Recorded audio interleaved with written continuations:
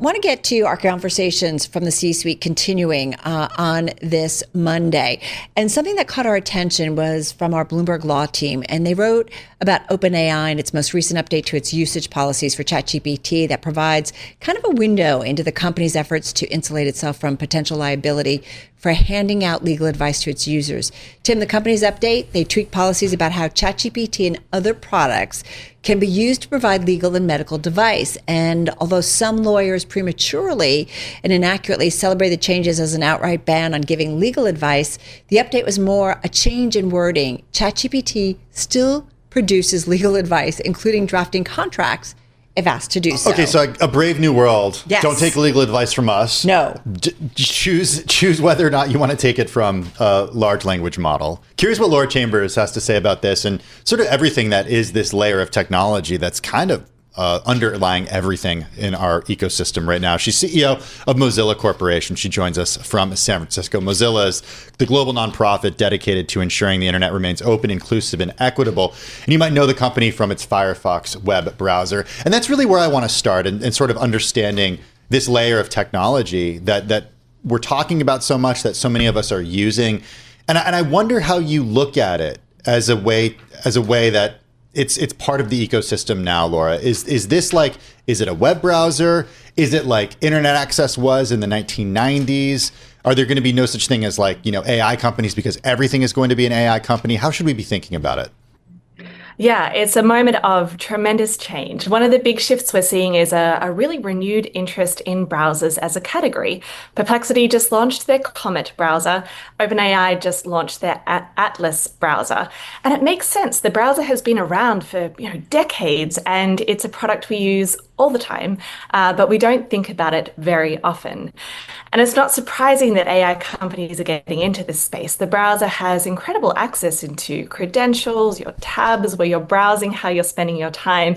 And as you know, AI companies are very hungry for that information. So it is sort of a moment of resurgence for the browser right now. Is the browser the gateway to all of this? Or is it not, because we're using apps like Claude or ChatGPT? What we're finding is that the folks that created those apps are feeling that the interface is a little clunky right now, that you might be in a browser and then you have to go to another tab and back and forth a little bit. And so I think that there will be a role to play for apps. But what we're certainly seeing from OpenAI and others is that they're really interested in getting into the browser space. But I think the browser is changing. The browser has traditionally been a container. You have a URL and a search bar, you have some tabs, and the browser renders content on the web for you. The shift that we're expecting to see is that the browser will become more of an agent to actually do work on your behalf in that browser interface. But with that shift becomes a big shift in power of data as well. The AIs now have more information about your credentials, where you're spending your time, where you're spending your money. And we know that people are worried about that. 60% of people in the US are really worried about privacy with AI. And the other 40% probably should be as well. And so I think to be successful in this space, people are going to have to go back to those values that Mozilla and Firefox are really built on, which is around privacy and choice and control over your experience and your data. Do you feel like it's difficult to compete against the behemoths that are out there? It's always challenging to be a smaller company. The big tech companies consolidate a lot of power. They lock you in. They have vertical integration. But it's something that is incredibly important to do. The internet, if left to its own devices, would always trend to being closed, to being expensive, and to just have a few players. And that's why it's important to have open source solutions. It's important for alternatives for Firefox, like Firefox, to be there. We have our own browser engine called Gecko. There are only 3 browser engines left. Microsoft and Opera, everyone else moved over to Chromium.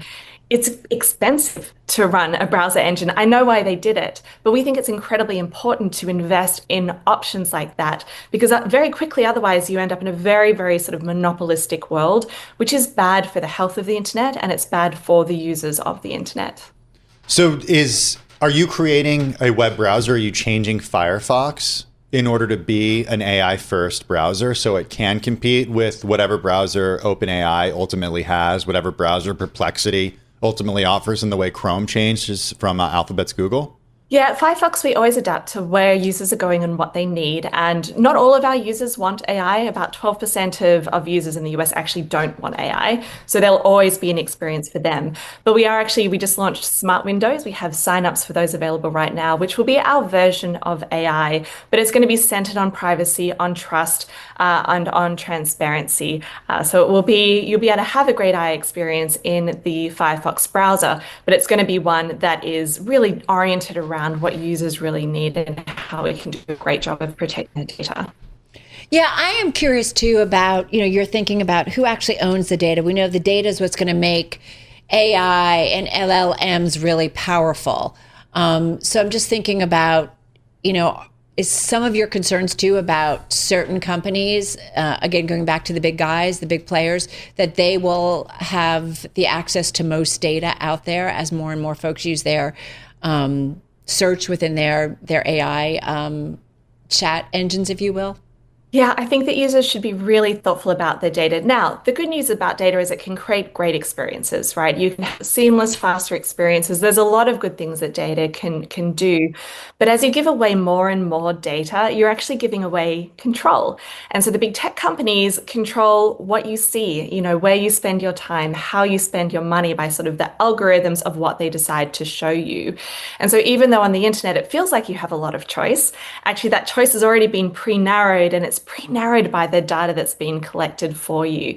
So I think it's incredibly important for users to think about who's got my data, how is it shaping what I'm seeing, what I'm buying, how I'm spending my time, how I'm spending my money, and to not sort of give that data away without really thinking it through, and to make choices that help to preserve privacy.